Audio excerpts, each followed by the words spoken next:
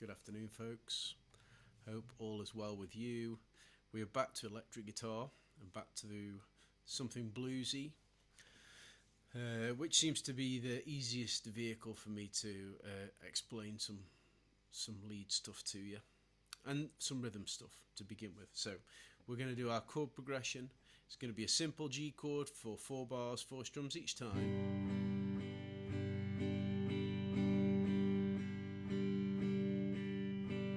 C chord for 2 bars, and then back to a G chord for 2 bars, right there, to a D chord for 1 bar, C chord for 1 bar, G chord for 2 bars at the end.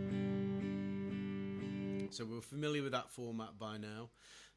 we've played it in A, and we've kind of played around with it a little bit. So now we're in the key of G. It's going to be a little bit different.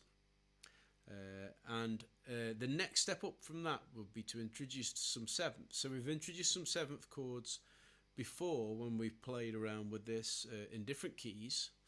My G7 chord would be a direct replacement for that G that we had right at the start of the progression.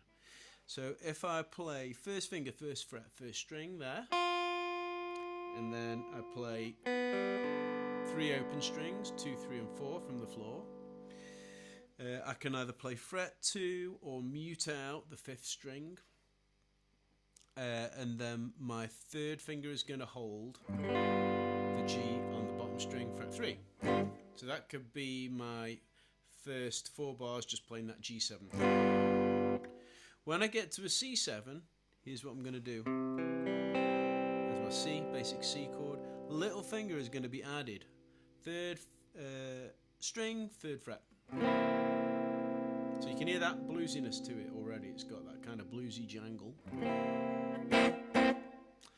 And when I do D7, I think we've covered D7 before because it was in the key of A. And that is going to go from the floor. 2, 1, 2, open. So let's play blues with these open shapes, but the dominant 7th version. So it's the 7th chord, the bluesy 7th as it's often referred. So here we go. So we go G7. 1, 2, 3, 4. 1, 2, 3, 4. 1, 2, 3, 4. 1, 2, 3, 4. C7. 4, 1, 2, 3, 4. G7. D7 for 1 bar. C7 for 1 bar. Back to a G7. 2 bars. There we go. We have the basis of something. We have a foundation. There is one other option I'd like to explore while we're thinking about this stuff, and that is to use our bar chords. We've done a little bit of thinking about this before, and I'm going to apply it to the key of G now. So here is my 7th chord, 6th string root. So that's the note at the bottom of the chord. That's my root note. It's a G in this case, and I'm building the chord on top of that, and I'm going to play from the floor again. Fret 3, 3, 3, then 4, then 3, and then 5, and then 3 again at the bottom. Okay, so that's how it looks. Got my first finger barring all the notes that are fret 3.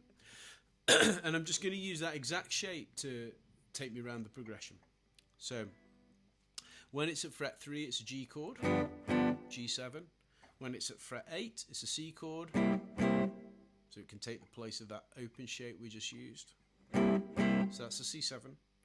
And when it's at fret 10, it's a D7 chord, right? So 3 is G7, 8 is C7, 10 is D7. Here we go. So from the top, 2, 3, 4. 2,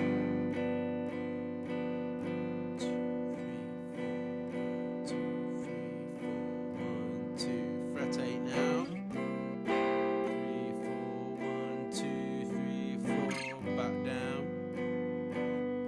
Here's the last 4 bars. Fret 10 to 8. that's a 3. And there we have it, blues in G. So we've got open, plain major chords, we've got 7th chords in the open position, and then we've got 7th chords as bar chords, moving the exact shape around the guitar to achieve different chords, so G, C and D in this case.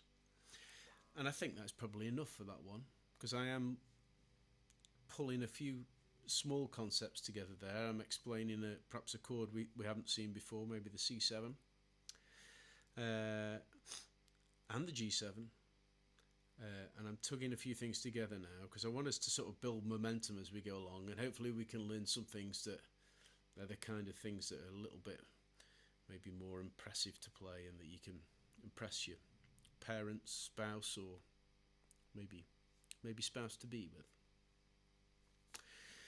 Give that a go, have a practice, 12 bar blues, and we will be back doing some soloing over it in the very near future, hopefully before the weekend. Let's see what I can do. Thank you very much for watching.